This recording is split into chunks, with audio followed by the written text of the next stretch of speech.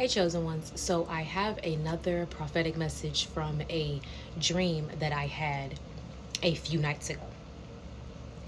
So, in the dream, what was happening is there was a girl. There was a girl, and she was in this neighborhood. She was in her home, like the neighborhood where she grew up. Okay. And what was happening is it was nighttime, it was dark outside. There weren't really any street lights, so you really couldn't really, it was not a lot of light that was there. Only the light that there was really light coming from the homes. And what happened is she was in her neighborhood that she grew up in. But in that neighborhood, like around the corner, was like this little store, like this little corner store. She was over at that corner store. She was in the parking lot and she had an altercation with somebody. And then she walks away. So she walks away and she's walking towards her home.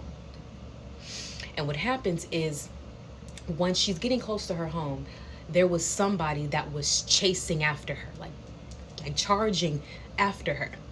And every time like she turned around and she saw the person chasing after her, she would book it. She would run too because this person is chasing her, so she's running away.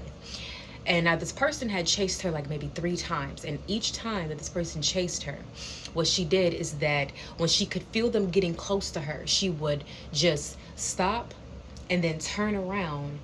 And it's like the first time she turned around, the person just looked at her and then ran away.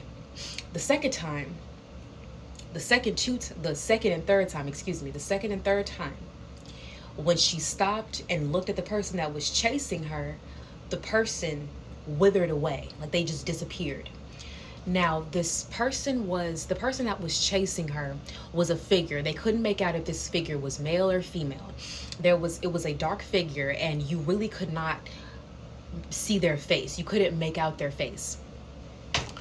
And what happened is that she wasn't afraid of this person that was chasing after her. She was just running away because she's like, I'm not sure why you're chasing after me, and I don't even want to know what you got going on, but I'm gonna just get out the way because I don't know what you're trying to do. It was pretty much, she wasn't afraid, she was just protecting herself. But here is what this whole dream means, because what she realized is once she stood there and confidently and courageously and strongly faced this person, faced this figure, the figure withered away. And it was as if it's like, okay, so you're not chasing me anymore, nothing's happening, what's going on? So here's what the dream is about. Okay, go to part 2. Okay, so this is the interpretation of the dream.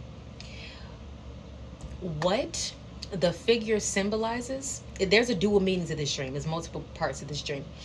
But the first meaning was that you can run from yourself, but you cannot hide from yourself. And the shadow that was chasing the girl was her shadow self. Her shadow self. Your shadow self is the version that you used to be, the version that went through trauma, that went through pain, that had experiences or older versions of yourself before you were at this point.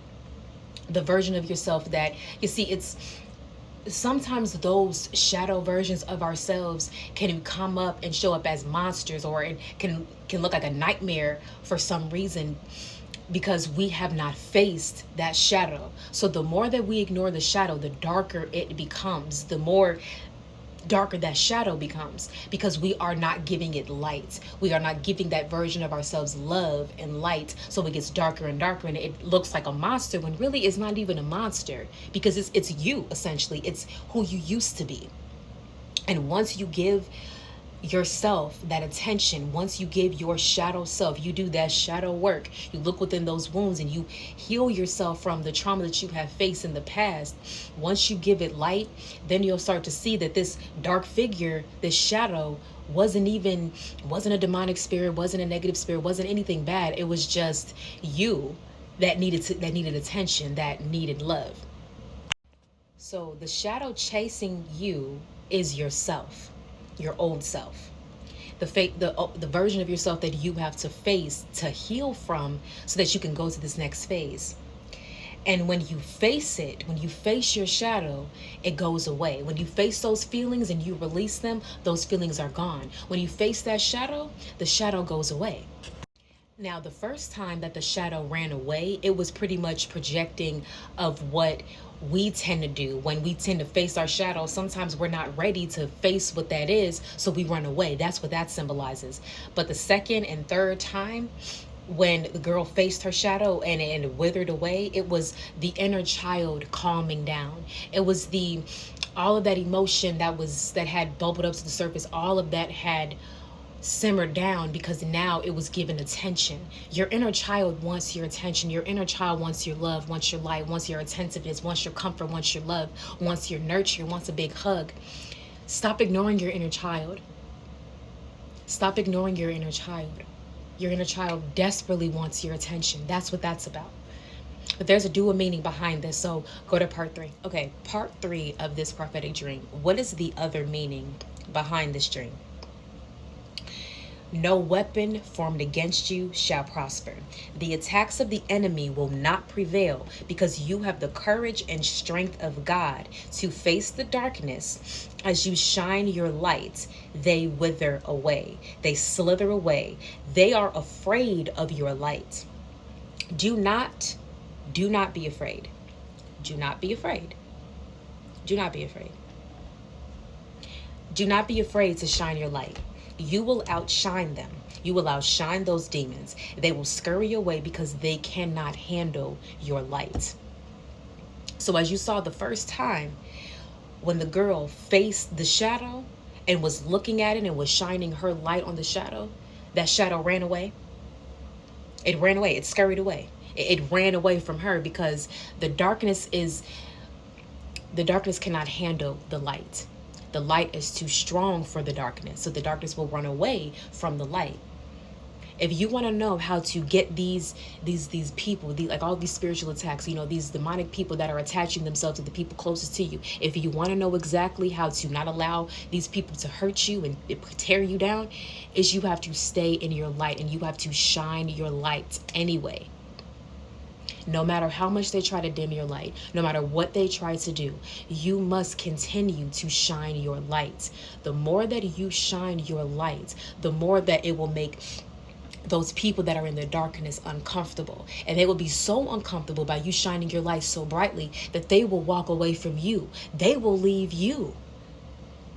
And when the darkness, those people that are full of darkness and full of hatred, when those people leave you, that is not your loss. That is their loss.